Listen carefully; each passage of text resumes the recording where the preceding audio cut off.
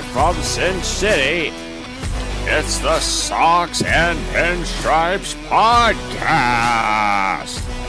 And now, here's the star of the show, Diet Dr. Griffin! This is Diet Dr. Griffin back with another episode of the Socks and Pinstripes Podcast. Shane's here with us as we're celebrating the end of the World Series and Freddie Freeman. Freddie. Okay, get it out of your system because it's going to be the last week we get to talk about it. That's right, because he's not going to be a free agent or anything, so I don't get to. No, Freddie's locked in place. He's not going anywhere for a while. I think he's got another 4 years with the Dodgers, or 3 more years after this. Something like that. He's not going anywhere anytime soon. That's the important thing here. Yeah, it could not have happened to a better guy as well, in my opinion. And also him and Teoscar, I'm so happy that Teoscar got traded off of the deadbeat Mariners and had himself a career year, and now is going to get the paycheck that he deserves for how awesome and how good of a family man he is as well. So yeah, I mean, I think Teoscar was close to signing with the Red Sox in the offseason, and he chose to sign a 1-year deal with the Dodgers instead. So definitely worked out for him. He had a great season, and I'm sure he's gonna make some money wherever he ends up going. I don't know if he's gonna stay in LA or not. We can talk about that on a future episode once we get going on free agency. But we got the World Series to talk about here, guys. And 5 unforced errors. Let's go. We both thought that the Yankees would win the World Series, and the series didn't even make it back to LA for Game 6, as we kind of thought it would. Yeah. So the Dodgers got up 3-0 on the Yankees, and the only game the Yankees ended up winning the series was a bullpen game. Which is about time that someone beat the Dodgers on their bullpen game. Yeah, it was just crazy crazy that the Dodgers pitching staff was in such shambles that they had to go to a bullpen game in the World Series, and they still won the series in 5. Yeah. Well, they beat the Padres in the bullpen game, and the other team that they played on the way to the Mets. Yeah, the Mets. Yeah, both Who bullpen would have games. thought that the best matchup, that the team that gave the Dodgers the most trouble would be the Padres? Right. Well, I mean, I kind of think I think the Padres were the best team other than the Dodgers this year. So yeah, I mean, they were the only ones to keep the Dodgers offense even remotely in check. Yeah, until the Dodgers bullpen was like, "Oh, we'll just throw a perfect game via the bullpen, no big deal." And Padres won't hit anymore, and we'll win that series. And we'll go to Cease on short rest, and we'll blow it because that never works out. So yeah. You would think like a team with that much depth at pitching, like WTF is all I have to say. Well, I mean, they lost Musgrove the first series, and I think that was a critical injury for the Padres. If they had managed to keep Musgrove healthy, even going into one more start, it would have made a massive difference going into that second series. Yeah, but they had someone else they could have rolled out to. I know. They didn't. They went with Cease on short rest and trusted Darvish to try to do the thing in LA that he did the previous time, and it just didn't work out. Yeah, exactly. Well, let's go back to the World Series here, because the Yankees looked like going in the middle of Game 5. It looked like they were going to take this thing back to LA. They had amassed a 5-0 lead, and then everything fell apart in that 5th inning. Yeah, it looked like all systems go there. Judge home run. Stanton hit a home run. Jazz hit one. Yeah, they had a 5-0 lead, and even Volpe had that RBI single, right? So, well, Volpe had a grand slam in Game 4, which really got them off. I thought he had the RBI single in Game 5 too, that rounded out the 5 runs, I think. So I thought Verdugo had the single. Maybe. Oh yeah, it might have been Verdugo. Volpe might have been the one that scored. No, Volpe was the one who spiked the ball into third base. Everyone. Well, he did that too. We'll get to that. So the 5th inning is where the season turned. Judge missed an easy pop fly, fly to center field. One Yeah. can't have an I easy have, I have a play. question for you. Do you think his bell was still rung from crashing into the wall literally the play before? Because Possible. he hit that wall hard and took away extra bases from Freddie Freeman. It's So he might have like possible, still been but dazed when he went to catch that. So I hadn't considered that because I've been in a massive training regimen for the race, so for a race I have coming up. So I didn't actually yeah, get to see the play before that. I was kind of on the phone, kind of texting Taylor back and forth while I'm on the treadmill. So gotcha. I That's saw right. the Because you're a highlights. Yankees fan now. You're not a Red Sox fan anymore. So I we'll get to that next week. Foreshadowing, okay. back to the World Series. Back to the World Series. So Judge misses an easy pop fly. Yeah. Then God, you I got mean, I kind of felt for. I mean, as much as I root against the Yankees, I kind of felt for him in that moment the because that's a next play the you make. next Like, big error that occurred was Volpe just making a bad throw to third. yeah, And I watched that and there was no real other direction that he could go at that point. yeah. That error, I think, is under. That's the error you kind of forgive, in my opinion, out of the three. Yeah. Um, just because it was a tough play all around.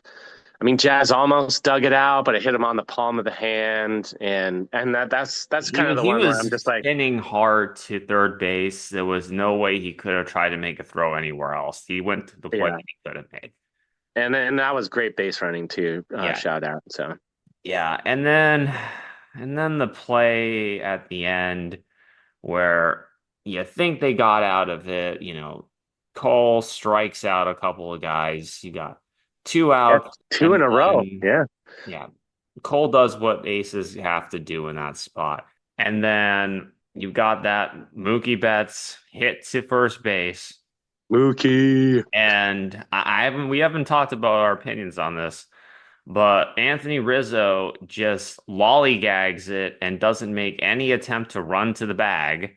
I blame Garrett And Cole. and the thing is, yeah, Garrett Cole And the reason, here's the reason why I blame Garrett Cole is because Garrett Cole takes the weirdest angle to not first base, but pretending like he's going to first base, and then points at Rizzo to cover the bag. Like once the runner's already past Garrett Cole, he's pointing for him to run to first, which is by that time it's too late. And then when Rizzo doesn't get to the bag, he has this like, oh man, how come you didn't make that play look on his face? It's like, you're supposed to cover first, dude. If you cover first and then Rizzo beats you there, then fine, the play is over. You cover first and he throws it to you. The play is also over. But you calling Rizzo out for not running to first is not how that's supposed to go. So I honestly don't think Cole would have made it to the bag, and I think Cole realized that he wouldn't have made it to the bag in time, and he bailed on the play. yeah, and by And that time, Rizzo was completely dumbfounded as Rizzo has seemed to be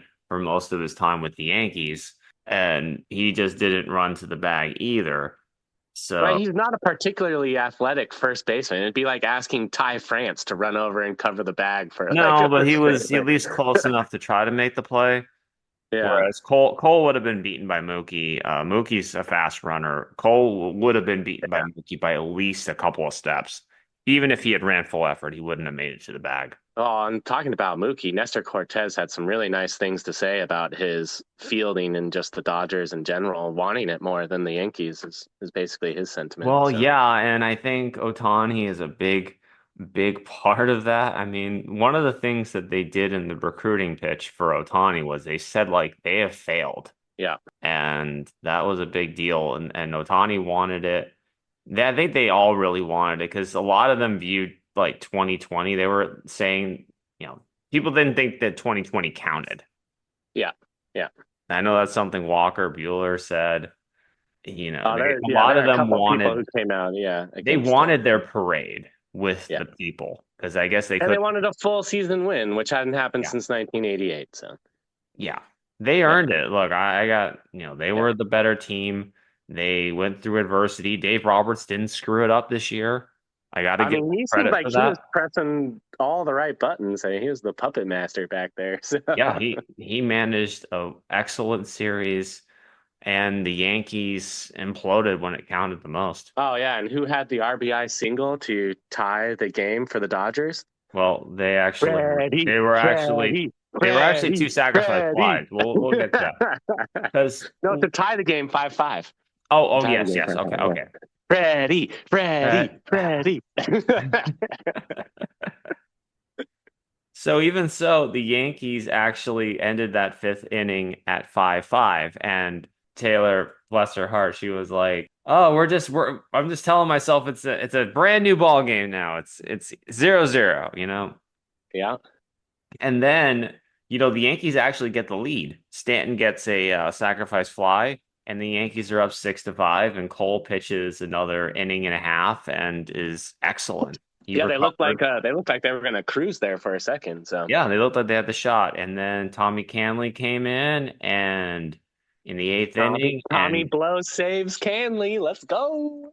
yes, he blew things horribly and got the bases loaded, and they went to Luke Weaver, who was pitching in his third game in a row, and Yeah, dude. unfortunately, I feel bad for that guy. He got put in a no-win situation there. So yeah, he got two sacrifice flies given up against him, and when Otani's on there, he's pitching to Otani, and there's a catcher's interference. yeah, So that was kind of the one. I think he seemed like he might have gotten out of it, but I think that error by Austin Wells really kind of it's tough as a pitcher to recover from something that's not your fault, and you would have really made it through one of the major players in the lineup. I And think it was a 6-6 game at that point, and the second fly came after that.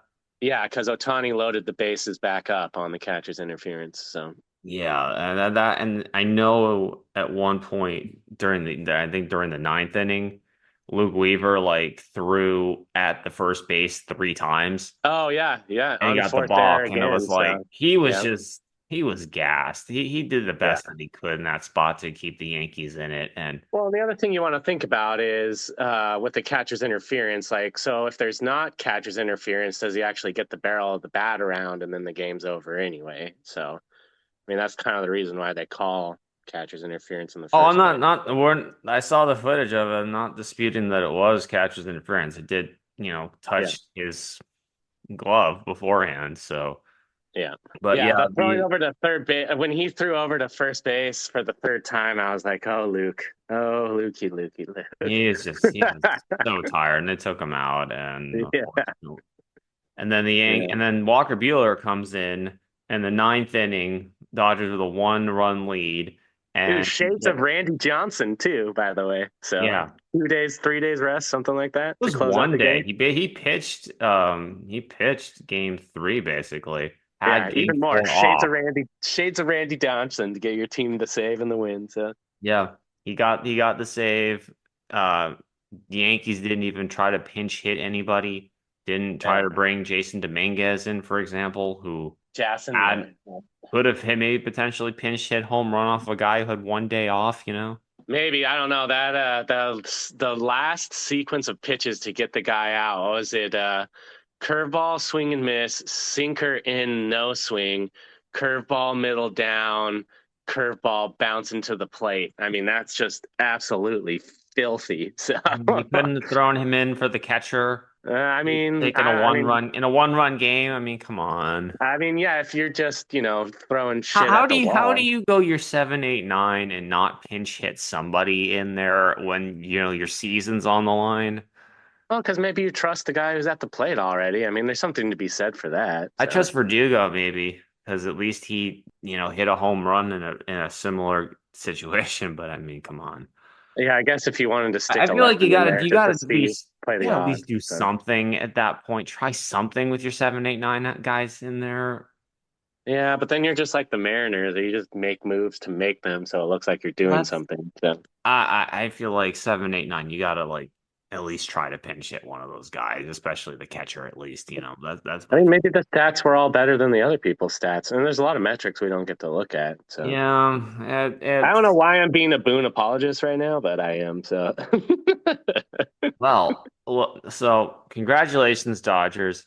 And we're gonna start on the offseason now. And interestingly enough, Boone has a club option with the Yankees for next year Mm. that we haven't heard whether or not they are going to exercise. Ooh, interesting. Intrigue for sure. Yeah, the Didn't they feeling, already want to get rid of him like last year, right? Or yeah, but they made it to the World Series, and yeah.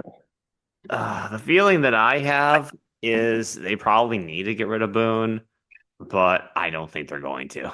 Yeah, just to switch it up seems to help, get rid of that. I feel like Boone has run his course in New York, and I don't think he's gonna take the team over the hump. I just don't see it.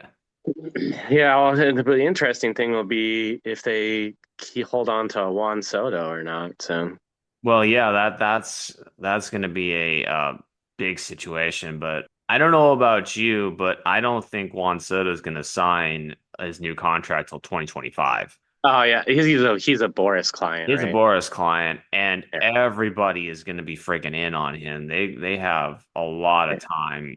I Yeah, just I was literally laughing the other day on my newsfeed. It popped up. Mariners linked to star 26-year-old outfielder. I was like, yeah, right, dude. which one? It's because all of the 29 other teams in baseball are linked to the 26-year-old outfielder. So, I remember reading that the Rays made a 10-year, $300 million offer on Aaron Judge when he was a free agent. oh wow. And bless their heart, they actually like tried to get Aaron Judge. I thought that was hilarious. Yeah, at least they put some effort in. So Yeah, I think the Mariners should move on from as much as I love JP Crawford, I think Willie Adames would be a great fit. And if you have to keep JP, just move him to second. interesting. Hadn't thought about that yet. Yeah. I was gonna stay with actually the Yankees for a little bit Yeah, because let's stay with the Yankees. Sorry. Yeah. for Yeah. a little bit because they did exercise the club option on Luke Weaver. Nice. Which I So honestly I think they would be stupid not to at this he point in was time.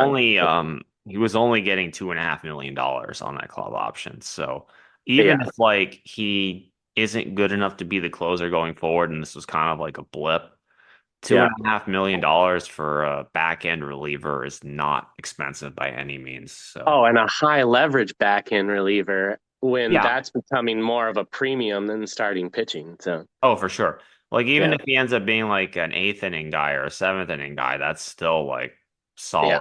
solid value there. So Oh yeah, and I hope for him he has another good because I mean, he just revitalized his career this year. So I hope for him it's not a blip and he can I hope so too. I hope so too. Though get some good money. So yeah, he seems like a good you gotta guy. earn it, but at least Yeah, he's got a good spot next year going yeah, into the exactly. season. So And Garrett Cole actually triggered his opt-out deal with the Yankees. that it's kind of surprising, but also not surprising considering how. So I was listening to I forget who I was listening to. Well, Cole's got an But, interesting clause in his contract, which is why he opted out, I think. oh, what's the interesting clause? Well, what happens is that he is set to make, I believe, 4 years, 144 left on the current deal. Oh, okay. And he can opt out of his deal this year, but the Yankees can opt back in if they add an extra year at 36 million to the contract. Oh, okay. That's actually that's actually a pretty good con. Who's his agent? Boris. Boris. Yeah, classic. That's a pretty good deal for him. So Yeah, so I mean, he can opt out, but the Yankees can void the opt out by giving him another year. So basically, is they he would the keep. AL Cy Young this year, or did it go to Scooby Doo? I don't even know if they've actually announced the awards yet. It's kind of a weird situation. Okay, yeah. Well, But anyway, he was in the running he for it. was So I mean, Cole was the AL Cy Young in 2023, but he missed a lot of this year with an elbow injury. yeah. So one would think that with his dominant performances at the end of the year, though, that it would be in his best interest to take the opt out and he'll get the same money elsewhere and then also get more money since the Yankees are most likely to opt back in. And So the thing is that he's getting that value at, his 2019, 2020 pricing because the yeah. value of starting elite starting pitching has gone up. Oh yeah, yeah, I for don't know sure. if you remember, Zach Wheeler signed an extension with the Phillies before the season started, getting $42 million over the next 3 years, Oh each geez. year for the next 3 years. Yeah. You Wow. get That's Cole, crazy. you get Cole for 5 years, 180. So that's an average of 36 per year. Yeah. So So that's that's a significant discount for your elite starting pitcher. And I thought Cole going to the Yankees wouldn't work out very well because long-term pitching deals generally don't. This is yeah, honestly the worst year that Cole has had with the Yankees. Cole has lived up to his value, yeah. and if he's healthy and he's obviously was pitching well in the playoffs here, I think they would definitely want to keep him at 5 years, 180. So. Yeah, I mean, why not? I mean, if anything, too, later on you can decide what to do with him later, whether that's move him into the bullpen or not. But he looks like he's going to be strong for a while yet. So, He's I believe 34 years old at this point, so he's still, young enough to be a good pitcher. And mind yeah, you, like Max Scherzer and Justin Verlander were getting 40 plus million dollars a year as they were getting towards the end of their yeah. careers as well. So I think that's a good deal with them. Oh yeah, absolutely. And I don't think Verlander comes back next year. Maybe as a pitching coach, but I'd be surprised if. Yeah, we'll get to him on a future episode here. Yeah. Blake Snell actually opted out of his contract with the Giants. Yeah, this doesn't I think he's gonna take a discount because of this, but it kind of makes actually no, maybe it doesn't make sense to me since Boris is kind of the reason why he had such a bad start to the season, and he's kind of setting himself up for the same thing again by this move, in my opinion. Yeah, I think what he's trying to do is try to get a more secure landing spot. Yeah, I think he's gonna probably get closer to the 6 years, 150 that the Yankees may or may not have offered him this past year. gotcha. But Honestly, it'd be cool if he re-signed with the Padres again, but it would be interesting to see. And yeah. man, I don't know if you heard what Boris said during the World Series, but Boris said that if Peter Seidler was still alive, the Soto would be with the Padres, Oh wow, okay, which is like, yeah, maybe that's technically correct, based because Boris tends to deal more with the owners directly. yeah, But you don't say that stuff, man. yeah. That guy The is. guy's I mean, I dead. think Just let him rest in peace. Leave it alone. yeah. Don't say that. Like that's really just I kind of think Boris is 71 and gives zero, what's about anything anymore, and it's just going to be the biggest a-hole that baseball has seen in a while until he retires, I think. So, yeah. Now Snell did actually, for as bad as he started off, he did turn it around and did have a pretty good finish there. he had a one something ERA and went 5-0 in his last 14 starts. So, yeah, I'd say that's a Yeah, I pretty cool mean, finish. he had a 105 whip, actually sub 105 whip, over 100 innings, 145 strikeouts. Even and it looked like he kind of underperformed his metrics this year because his FIP was 243, but his actual ERA was 312. Oh, okay. And his FIP during his Cy Young Award winning year last year was 344. Oh, So he like I- overperformed last year, but like underperformed this year. he's one of those guys like Walker Buehler where you have to have that low fastball working and the swing and miss on the curveball. Otherwise, you're going to walk a lot of guys. So. Yeah, he was still pretty effective. This was actually his one of his better years that he had when he wasn't actually his best full year according his ERA plus, his best full year ERA plus besides any of his Cy Young Award winning years. So Oh wow. Okay. I think he's probably gonna get something in the mid range. But here's the thing is that Corbin Burns is a free agent too. Oh Also yeah. another I Boris saw that. client. Yeah. So it's going to be interesting to see who is option number one of those two. And I think it's probably Burns. Yeah. I Burns is wonder if there's a younger. lot of Boris agents, both in the field and pitchers. So it's be Yeah. interesting to see. Yeah, because you got Alex Bregman too. Yeah. And I believe somewhere heard that the floor for Bregman is what Matt Chapman got. Yeah. I mean, he's a better player than Chapman, in my opinion. So, I don't know, actually. I mean, Bregman has kind of regressed quite a bit offensively, and he's not the defensive player that Chapman is. yeah, okay. Now, Bregman is a few years younger. He'll be 31 at the start of next year, Yeah. but he is not, he hasn't been an all-star in multiple years, since 2019, in fact. Yeah, okay. Kind of been a pedestrian player since then. This year he had his lowest on base percentage and his lowest OPS pretty much ever.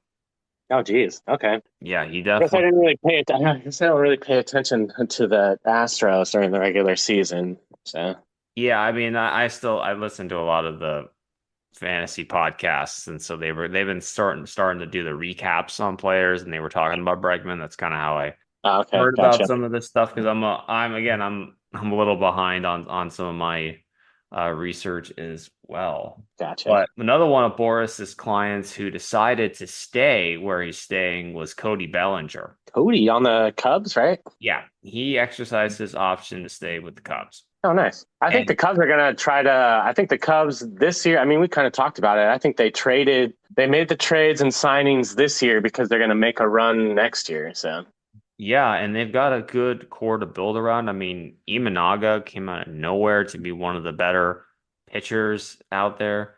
oh, yeah, absolutely. I mean, he was lights out for the first like 3 months of the year.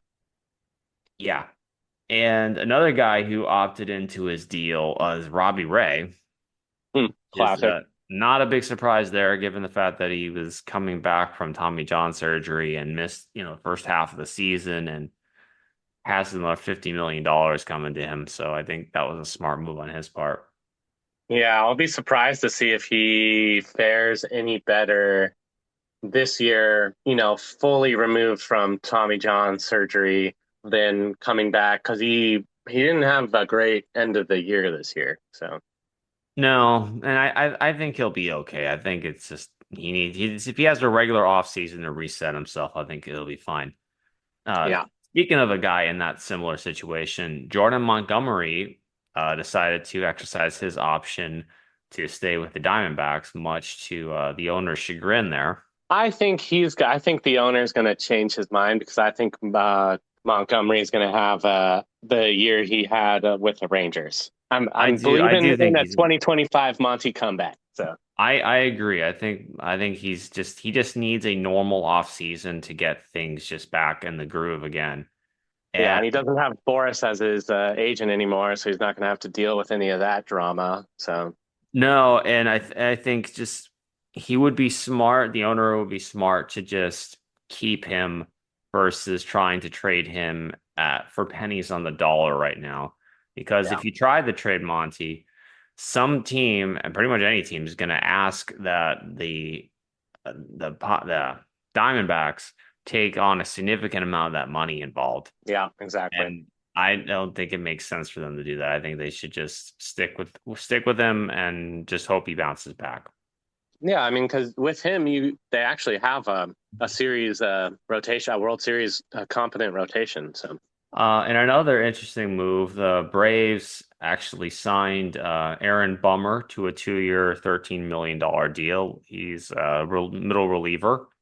hmm, So again, getting Luke Weaver for the Yankees for $2.5 million is a bargain compared to a middle reliever who is probably not as good, yeah, getting 13 million over 2 years. And yeah, it's like unfortunate that sometimes guys just get unlucky when they get injured and then they go for pennies on the dollar, and it's like the stuff is still there. I mean, of course, you never know coming back from injury, and then when they come back like Luke Weaver has and reinvent themselves as just a high leverage clutch guy, it just sucks that it just didn't happen at the right time for him. So Well, he's still young enough that he could get Yeah. another good he could get a big. Yeah, after the end of I hope that he has another good year in 2025 and he'll get his money in 2026. So. Well, another interesting move, the first move that actually happened during the offseason so far was Jorge Soler getting traded again, this time to the Angels. So, Apparently the Angels aren't done yet, too. They're going to try to like rebuild the team and be the best in the worst division in baseball. So, oh, they gotta try to get past the A's, get out of the cellar there. yeah, the Man, A's who are going to Sacramento.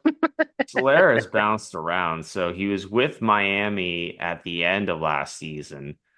Then he signed with the Giants, got traded to the Braves, and then now he's in Anaheim. Yeah, I kind of lost track of him once he went to after the Giants. I was just like, I have no idea where that guy is anymore. Yeah, it's pretty crazy when you sign and he signed a deal with, a 3-year deal with no opt-outs or anything like that, unlike most of the deals that the Giants do. He got no opt-outs on his, so he's already like bounced around to four different places in the last year and a half. Where was he before the Giants? Well, I mean, he was originally with I believe he was originally with the Royals, and Okay, then he got traded to he was on the 2021 World Series team with the Braves. gotcha. Maybe that's So maybe yeah, that's where I know. I thought for whatever reason I thought he had already been on the Angels, but I think I'm just making that up. So no. Actually he was originally on the Cubs, and then he got traded to the Royals, and I think he may have been on that World Series winning team actually. yeah, I don't. Yeah, I probably know him from the Yeah, 2021. he was on the World Series Cubs team actually. I didn't realize that. Oh, I always okay. thought he was with the Royals first. Yeah. Okay. Yeah, he Wow, went he after. was on the team that broke the drought, huh? Yeah, Damn. he was on that team. He played 86 games that year. He wasn't really particularly good, but he was on that team. I feel like he plays 86 games every year. So And then on final kind of note, the Padres, they got involved in a situation where they were trying to sign a kid from the Dominican Republic, and it turned out that the kid was actually 19 years old when he was claiming to be 14. wow. So another one of these instances where you got to be careful about who you're going to sign here. And MLB did their research and realized that he was 19 and not 14. Well, I guess the reason why they'd want to lie about it would be, Well, I mean, he's going to um, get $4 million. yeah, That's life-changing money millions for. of people lie for millions of dollars every day. So Yeah, it yeah, makes sense, I guess. yeah. Also, Mets pitcher Sean Manaea, he's going to be a free agent as well. So it'll be interesting to see where he ends up. Got any closing notes? We're a little short on time. Oh yeah, Willie Stargell is the oldest World Series MVP, winning the award in 1979 at the age of 39 years and 225 days. Wow, and now he had paid for the Pirates, right? Yes, yeah, well done. Yeah, he Yeah. also won the NLCS MVP award that year too.